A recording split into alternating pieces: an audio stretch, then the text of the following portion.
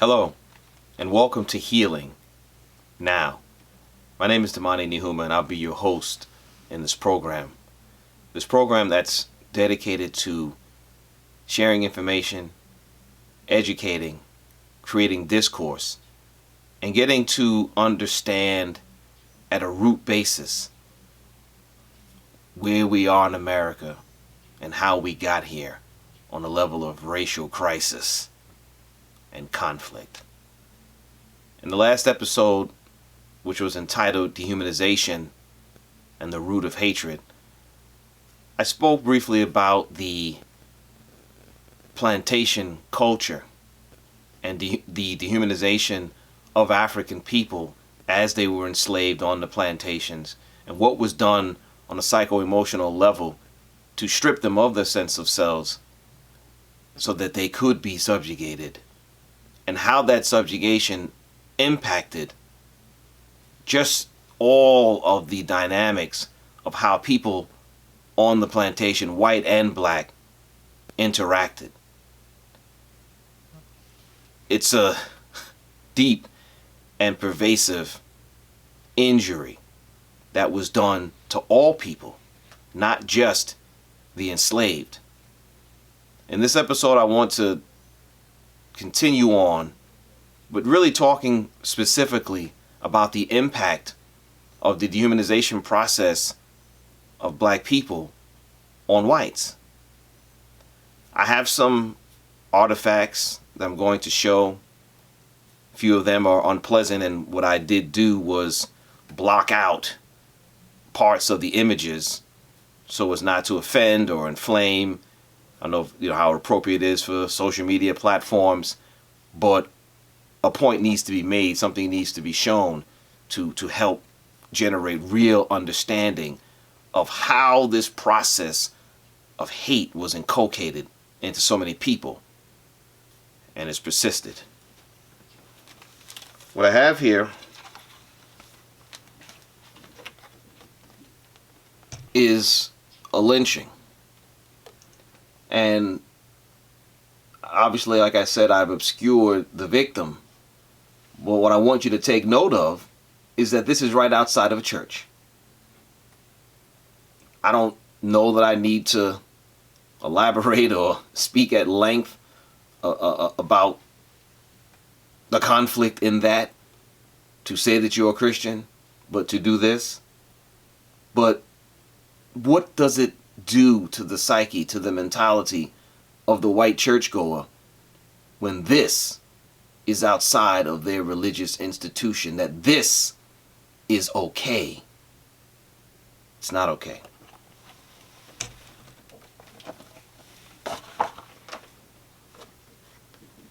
What you'll see in this image, and again the victim is obscured.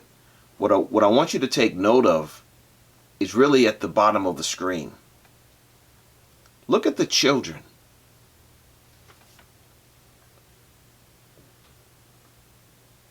Look at their eyes.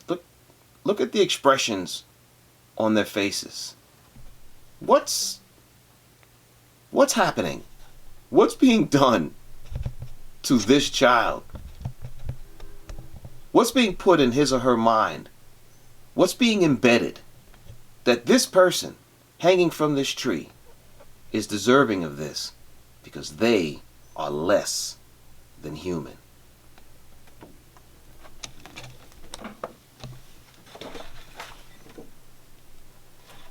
Here you see the same thing. Again, the victim is obscured. This is the young girl. Maybe she's 12. I don't know. But look at her face.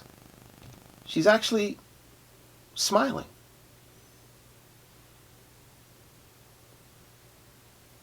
I don't think I need to say anything else.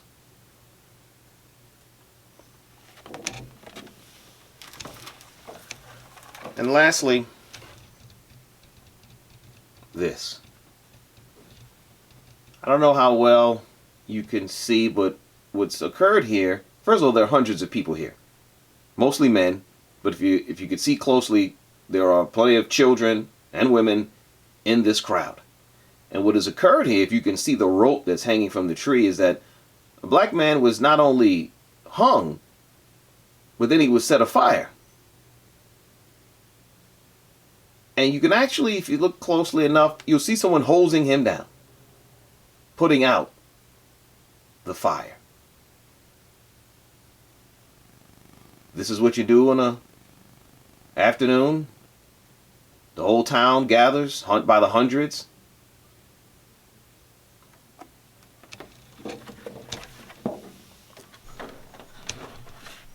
There's nothing normal about that. And to have the type of culture of hatred where so many people can come together, children, to see a man burned, hung, castrated, body parts removed. What does that do to people? What does that teach them? It teaches them to hate. It teaches them that black skin means nothing. That black lives mean nothing. They are here to be used and disposed of at will. This is part of the root of the hatred in this society. Then there's the campaigns that were a little more subliminal. You see this young lady here pictured, kind of like picking any kind of image of her, eating watermelon. And it wasn't uncommon in the old days, you go into the old movie houses and they'd have these types of images, or images of little black children lined up in watermelon contests, ravaging watermelon, to basically just denigrate them, to make them appear uncouth and ill-mannered, and to make them spectacles in the eyes of their white counterparts.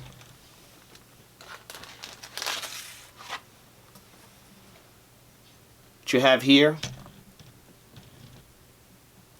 I think you understand the stereotypical nature of the black Sambo type images.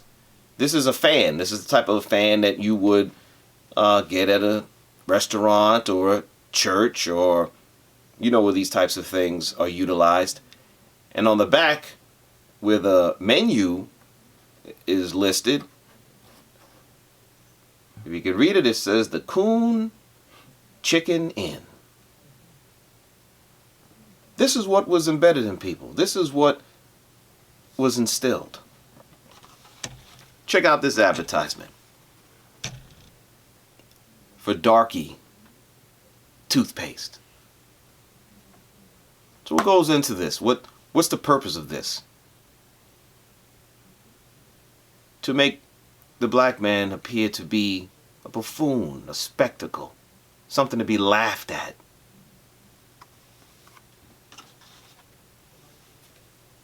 Again, this is also a restaurant, or something I was found utilized in a restaurant as a fan, because I have the menu on the back, and on the back of it it says Pickaninny.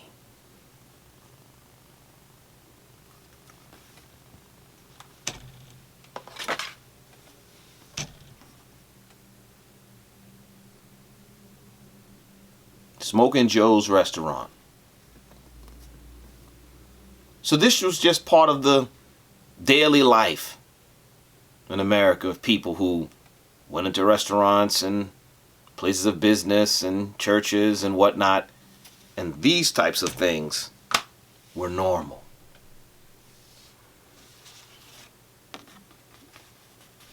Signs like these.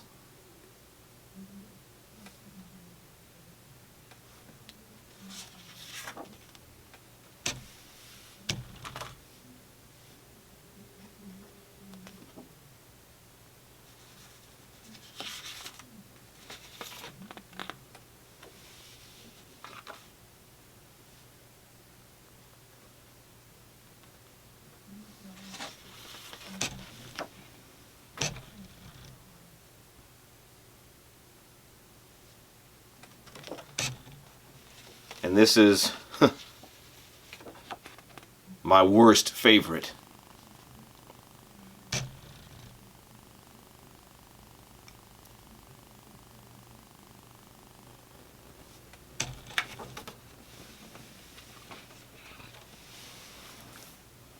Everything that occurred, everything that you saw, it was contrived psychological warfare. Not just on black people, but on white people.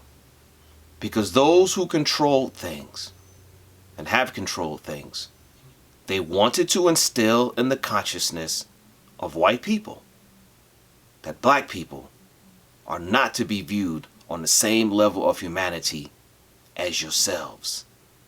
And when you do that, it allows those people the right to hide and to just sit back and not participate in change and bringing forth a more moral and ethical society. It allows them to just look away. Deep down they know it's wrong, many. But because it's part of the culture, because it's what's accepted, nothing is done. This brainwashing of white people, of white society, is part of the root of hatred via the dehumanization of their black counterparts. So it's easier to sick a dog on someone or use a high-powered water hose to subdue someone or beat someone or shoot someone or whatever the case may be, when they're not really human, not on your level. It's a rooted thing that's uncomfortable to talk about. But we can't gloss over it. We can't not deal with this root because it infected the soil. The soil, which is the soul of this country. Now, some people recovered from it. Some people were able to avoid it. But a lot of people weren't. And this psychological terrorism exacted on white America did a lot of damage. And it helped to facilitate not only 246 years of chattel slavery, but 100 years of legal segregation and all of the ills on a racial level that we have endured in this country. The injury is deep. The scars are real for all of us. And if we don't confront it, if we don't accept it, if we don't deal with it as the basis, then we can't move forward. It's ugly. It's ugly for me to sit here and show it to you. It's ugly that I even have this stuff, and I've had it for a long time. But it's part of the process. It's part of the process of healing right now. You've got to understand the pain that's been exacted on a certain segment, a large segment, black, white, and otherwise, of this American society. So when you encounter people who say things like, well, I don't see color. I don't care whether you're black, white, red, green, or yellow. And look, I understand the sentiment behind that. I understand what people are saying. They're trying to say that they don't have bias in their heart and they judge people not on the color of their skin, but the content of their character. I get that. But guess what? I need you to see me as a black man. I need you to see your coworker as a black woman, as an Asian woman, as a Latin man. I need you to see people in the skin that they're in, because when you try to remove their ethnicity, it is easier to look away from the pain of their experience. Yes, we're all Americans, but my American experience may be very different than yours. In fact, it is very different than yours. So I want you to see me as I am so that you can understand why we're in the place that we're in. Don't look away. Be appalled. Be shocked by what you've seen and what you've heard. But use it as a means to start the process of healing now. Thank you for listening.